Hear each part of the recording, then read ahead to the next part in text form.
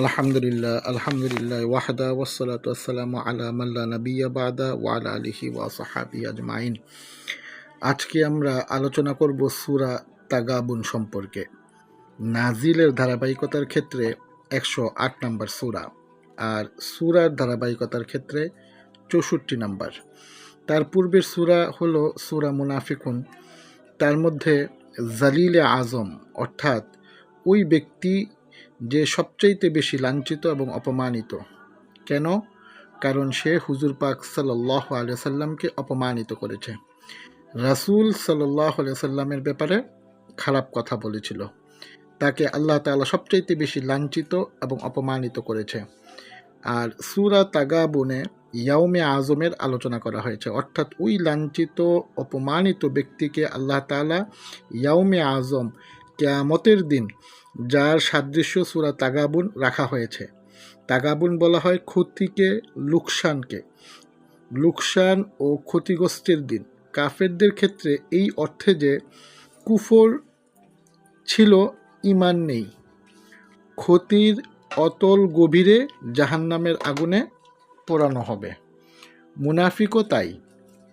আর ঈমানদারদের ক্ষেত্রে ক্ষতির অর্থ এই হবে যে সেখানে ঈমানদাররা শুধু আফসোস আর আফসোস করবে। এই কারণে আমরা আল্লাহ তাআলার ইবাদত করেছি, যদি আরও বেশি কেন করি নাই। দুনিয়াতে সময় নষ্ট করেছি, বেশি ইবাদত করি নাই, বেশি জিকির করি নাই। ওই সময় নষ্টের কারণে লোকসান ও ক্ষতির কথা মনে আসবে। এই কারণে ঈমানদারদেরকেও বলা হয়েছে তাগাবুন, ক্ষতি ও লোকসানের দিন, তাদের আফসোস হবে। আমরা আরও বেশি যদি আল্লাহকে স্মরণে সময় কাটাতাম। ইয়াউমুত তাগাবুন, ইয়াউমে আজম, সবচেয়ে বড় দিন, সবচেয়ে বড় জাত সত্তার আদালত প্রতিষ্ঠিত হবে। মুনাফিক আর ঈমানদার আর কাফেরদের ফয়সালা করা হবে। পূর্বের সূরাতে মুনাফিকদের আলোচনা করা হয়েছে। মুনাফিকরা মুনাফিকি করেছে দুনিয়ার লোভ লালসা, নিজের সার্থকতার জন্য। ভিতরে কুফরি, বাহিরে ঈমান প্রকাশ করেছে। হুজুর পাক সাল্লাল্লাহু আলাইহি সাল্লামের সাথে থেকে গনিমতের মাল পেয়েছে। দুনিয়ার ধন সম্পদ অর্জনের ভিতরে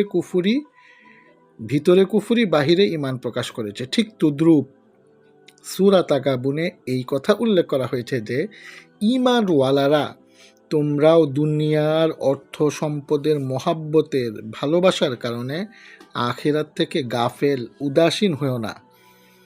যেমন মুনাফিকরা বিশ্বাসগত দিক দিয়ে গাফেল হয়ে কুফরি বেছে নিয়েছে, তোমরা দুনিয়ার অর্থ সম্পদের মহব্বতের কারণে আমলিভাবে, আমলগত দিক দিয়ে আখিরাত থেকে উদাসীন হয়েও না। তোমার সন্তান, স্ত্রী, তারাও তোমার শত্রু। কোন দিক দিয়ে, কোন অর্থে শত্রু? স্ত্রী সন্তানের খুশির কারণে কুফরির রাস্তা, গুমরাহির রাস্তা বেছে নেয় তাদের খুশি করার জন্যে, হারাম মাল উপার্জন করে যেন তারা খুশি থাকে। এমনটি কখনো করো না। ইয়াউমুত তাগাবুন সবচেয়ে বড় ক্ষতির ও লোকসানের দিন, আখিরাতের দিন। তোমার নাম যেন না ওঠে। ইন্নামা আমওয়ালুকুম ওয়া আওলাদুকুম ফিতনা, তোমার সম্পদ, তোমার সন্তান ফিতনা।